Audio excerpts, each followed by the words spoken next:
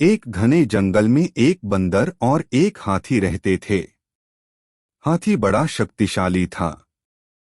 वो बड़े बड़े पेड़ों को एक ही झटके में उखाड़ देता था। बंदर काफी दुबला पतला, लेकिन वो बड़ा ही फुर्तीला और तेज था। दिन भर बंदर जंगल के पेड़ों पर उछल-कूद करता रहता था। बंदर और हाथी दोनों को ही अपने गुणों पर बड़ा ही घमंड था। दोनों ही एक दूसरे से खुद को ज्यादा अच्छा मानते थे। इस वजह से दोनों में हमेशा बहस होती रहती थी। उसी जंगल में एक उल्लू भी रहता था, जो अक्सर बंदर और हाथी की हरकतें दिखाता था। वह इन दोनों के लड़ाई झगड़े से परेशान हो गया था। एक दिन उस उल्लू ने उन दोनों से कहा, जिस तरह तुम दोनों लड़ते हो, इससे कोई फैसला नहीं होने वाला है। तुम दोनों एक प्रतियोगिता के जरिए आसानी से यह फैसला कर सकते हो कि तुम दोनों में से सबसे शक्तिशाली कौन है। बंदर और हाथी दोनों को उल्लू की बात अच्छी लगी।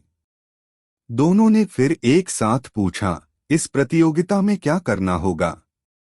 उल्लू ने कहा, इस जंगल को पार करने पर एक दूसरा जंगल आता है, जहां पर एक काफी पुराना पेड़ है, जिस पर एक सोने का फल लगा हुआ है। तुम दोनों में से उस सोने के फल को जो पहले लाएगा, उसे ही इस प्रतियोगिता का विजेता बनेगा और असल मायनों में सबसे शक्तिशाली कहलाएगा। उल्लू की बात सुनते ही बंदर और हाथी बिना कुछ सोचे समझे दूसरे जंगल की तरफ निकले। बंदर ने अपनी फुर्ती दिखानी शुरू की। वह एक ही छलांग में एक पेड़ से दूसरे पेड़ तक पहुंच जाता। वहीं हाथी तेजी से दौड़ने लगा और रास्ते में आने वाली हर चीज को अपने मजबूत सूंड से उखाड़ फेंकता। थोड़ी ही देर में हाथी और बंदर उस जंगल से बाहर निकल गए। इस जंगल से दूसरे जंगल के बीच के रास्ते में एक नदी बहती थी। उसे पार करने के बाद ही दूसरे जंगल में पहुंचा जा सकता था। बंदर ने फिर से अपनी फुर्ती दिखाई और झट से वह नदी में कूद गया, लेकिन पानी की लहर काफी तेज थी, तो बंदर नदी में बहने लगा। बंदर को नदी में बहते हुए देखकर हाथी ने तुरंत अपनी सूंड से उसे पकड़कर पानी के बाहर निकाल दिया। हाथी के इस व्यवहार को देखकर बंदर काफी हैरान हुआ। उसने विनम्र होकर हाथी को अपनी जान बचाने के लिए धन्यवाद कहा और अपनी हार मानते हुए हाथी को ही आगे का सफर तय करने के लिए कहा। बंदर की इस बात को सुनकर हाथी ने कहा, मैं नदी पार कर सकता है।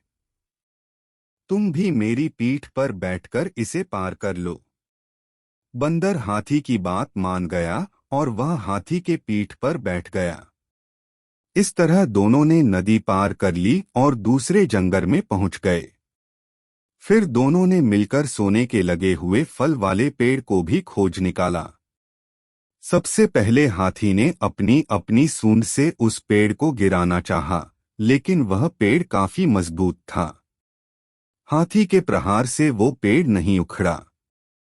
फिर हाथी ने निराश होकर कहा, मैं अब यह फल नहीं तोड़ सकता हूं। बंदर बोला, चलो मैं भी एक बार कोशिश करके देखता हूं। बंदर फुर्ती से उस पेड़ पर चलने लगा और उस डाली पर पहुंच गया जहां पर सोने का फूल लगा हुआ था। उसने वह फल तोड़ लिया और पेड़ के नीचे उतर गया। इसके बाद दोनों वापस नदी पार करके अपने जंगल लौट आए और उल्लू को वह सोने का फल दे दिया। फल पाने के बाद उल्लू जैसे ही इस प्रतियोगिता के लिए विजेता का नाम बोला, वैसे ही बंदर और हाथी ने मिलकर उसकी बात को रोक दिया। दोनों ने एक साथ कहा, उल्लू दादा, अब हमें विजेता का नाम जानने की आवश्यकता नहीं है। इस प्रतियोगिता को हम दोनों ने मिलकर पूरा किया है। हमें यह समझ में आ गया है कि हर किसी का गुण अपने आप में अलग और खास होता है। हमने यह भी फैसला किया है कि आगे से अब हम कभी भी इस बात पर बहस भी नहीं करेंगे और मित्र की तरह इस जंगल में रहेंगे। उल्लू को बंदर और हाथी की बात सुनकर काफी खुशी हुई। उसने दोनों से कहा, मैं तुम्हें यही समझाना चाहता था कि सभी एक दूसरे से अलग होते हैं। अलग अलग गुण और शक्तियां ही हमें एक दूसरे की मदद करने के काबिल बनाती हैं। साथ ही हर किसी की अपनी कमजोरियां भी होती हैं, इसलिए एक दूसरे के साथ मिलकर रहना ही सबसे अच्छा होता है। उसी दिन से हाथी और बंदर दोनों मित्र हो गए और वह जंगल में खुशी खुशी रहने लगे। कहानी से सीख: हमें एक दूसरे के गुणों और शक्तियों का सम्मान करना और आपस में मिलजुल कर रहना चाहिए।